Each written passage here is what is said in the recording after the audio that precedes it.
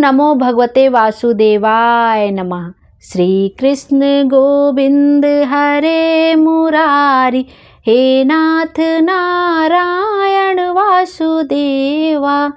आप सभी कमेंट में ओम नमो भगवते वासुदेवाय नमः लिखना बिल्कुल भी मत भूलिएगा। आज की वीडियो में हम लोग सफला एकादशी व्रत कथा का श्रवण करेंगे। कार्यों में सिद्धि प्राप्त करने के लिए सफला एकादशी का व्रत किया जाता है। पौष मास में कृष्ण पक्ष में पड़ने वाली एकादशी को ही सफला एकादशी कहा जाता है। सफला शब्द का अर्थ है सफलता। यह माना जाता है कि इस व्रत को करने से भगवान विष्णु की कृपा से सभी कार्यों में सफलता मिलती है। एक बार महाराज युधिष्ठिर ने भगवान विष्णु से पूछा, हे जनार्दन, पौष कृष्ण एकादशी का क्या नाम है? उस दिन कौन से देवता का पूजन किया जाता है और उसकी क्या विधि है? कृपया करके मुझे बताएं।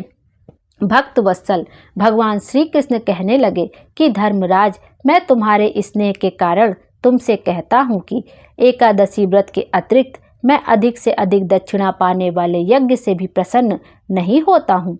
अतः इसे अत्यंत भक्ति और श्रद्धा से युक्त होकर करें। हे राजन, द्वादशी युक्त पौष कृष्ण एकादशी का महात्म्य तुम एकाग्रचित्त होकर सुनो। इस एकादशी का नाम सफला एकादशी है। इस एकादशी के देवता श्री नारायण हैं। विधि पूर्वक इस व्रत को करना चाहिए।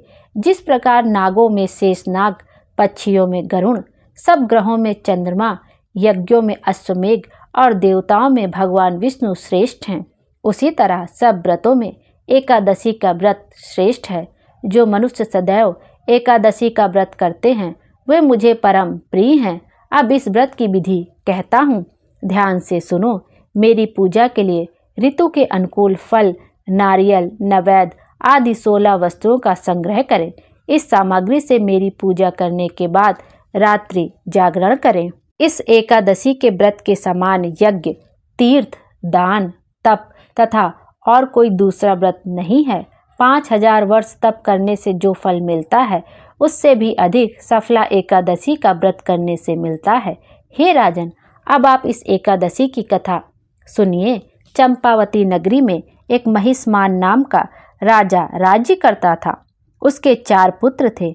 उनमें सब में लुम्पुक नाम वाला बड़ा राजपुत्र महापापी था। वह पापी सदा पर स्त्री और वेश्यागमन तथा दूसरे बुरे कामों में अपने पिता का धन नष्ट किया करता था। सदैव ही देवता, ब्राह्मण, वैष्णवों की निंदा किया करता था। जब राजा को अपने बड़े पुत्र के ऐसे कुकर्मों का पता चला तो उन्होंने उसे अपने राज्य से निकाल दिया। तब वह विचारने लगा कि कहाँ जाऊं, क्या करूं। अंत में उसने चोरी करने का निश्चय किया। दिन में वह वन में रहता और रात्रि को अपने पिता की नगरी में चोरी किया करता था तथा प्रजा को तंग करने और उन्हें मारने का कुकर्म भी करता। कुछ समय पश्चात सारी नगरी भयभीत हो गई। वह वन में रहकर पशु आदि को मारकर खाने लगा। नागरिक और राज्य के कर्मचारी उसे पकड़ भी लेते, किंतु राजा के भय से छोड़ देते थे। वन के एक अति प्राचीन विशाल पीपल का वृक्ष था। लोग उसकी भगवान के समान पूजा करते थे। उसी वृक्ष के नीचे वह महापापी लुम्पक रहा करता था। इस वन को लोग देवताओं की क्रीड़ा स्थली मानते थे। कुछ समय पश्चात पौष कृष्ण पक्ष की 10वीं के दिन वह वस्त्रहीन होने के कारण शीत के चलते सारी रात्रि सो नहीं सका। उसके हाथ पैर अकड़ गए। सूर्योदय होते होते वह मूर्छित हो गया। दूसरे दिन एकादशी को मध्याह्न के समय सूर्य की गर्मी पाकर उसकी मूर्छा दूर हुई। गिरता पड़ता वह भोजन की तलाश में निकला। पशुओं को मारने में वह समर्थ नहीं था, अतः पेड़ों के नीचे गिरे हुए फल उठाकर वापस उसी पीपल वृक्ष के नीचे आ गया। उस समय तक भगवान सूर्य अस्त हो चुके थे। वृक्ष के नीचे फल रखकर कहने लगा, हे भगवान, अब आपके ही अर्पण है ये फल, आप ही तृप्त हो जाइए, आप ही तृप्त हो जाइए। उस रात्रि को दुख के कारण रात्रि को उसे नींद भी नहीं आई। उसके इस उपवास और जागरण से भगवान अत्यंत प्रसन्न हो गए और उसके सारे पाप नष्ट हो गए। दूसरे दिन प्रातः एक अति सुंदर घोड़ा अनेक सुंदर वस्तुओं से सजा हुआ उसके सामने आकर खड़ा हो गया। उसी समय आकाशवाणी हुई कि हे राजपुत्र, श्री नारायण की कृपा से तेरे पाप नष्ट हो गए। अब तू अपने पिता के पास जाकर राज्य प्राप्त कर। ऐसी वाणी सुनकर वह अत्यंत प्रसन्न हुआ और दिव्य वस्त्र धारण करके भगवान आपकी जय हो कहकर अपने पिता के पास गया। उसके पिता ने प्रसन्न होकर उसे समस्त राज्य का भार सौंप दिया और वन का रास्ता लिया। अब लुम्पक शास्त्रानुसार राज्य करने लगा। उसके स्त्री पुत्र आदि सारा कुटुंब भगवान नारायण का परम भक्त हो गया। वृद्ध होने पर वह भी अपने पुत्र को राज्य का भार सौंपकर वन में तपस्या करने चला गया और अंत समय में बैकुंठ को प्राप्त हुआ। अतः जो मनुष्य इस परम पवित्र सफला एकादशी का व्रत करता है उसे अंत में मुक्ति मिलती है। जो नहीं करते वे पूंछ और सींगों से रहित पशुओं के समान हैं। इस सफला एकादशी के महात्म को पढ़ने से अथवा श्रवण करने से मनुष्य को अश्वमेघ यज्ञ का फल मिलता है। इस तरह से सफला एकादशी की व्रत कथा यहीं पर समाप्त होती है। बोलो विष्णु भगवान की जय। आइए अब श्री विष्णु जी की आरती का भी श्रवण कर लेते हैं। ओम जय जगदीश हरे स्वामी, जय जगदीश हरे।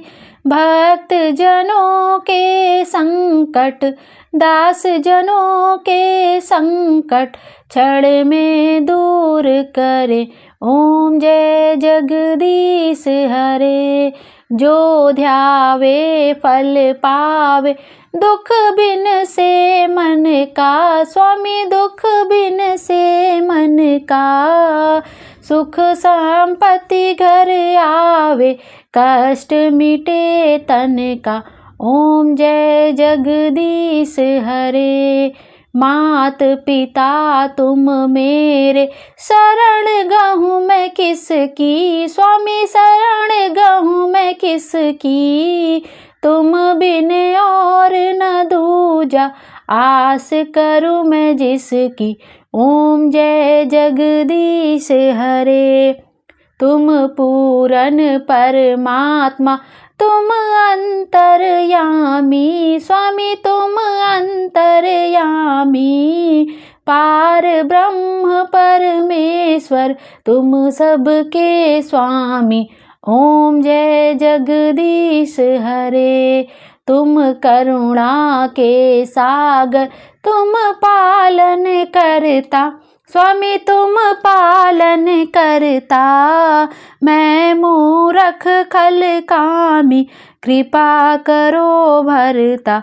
ओम जय जगदीश हरे।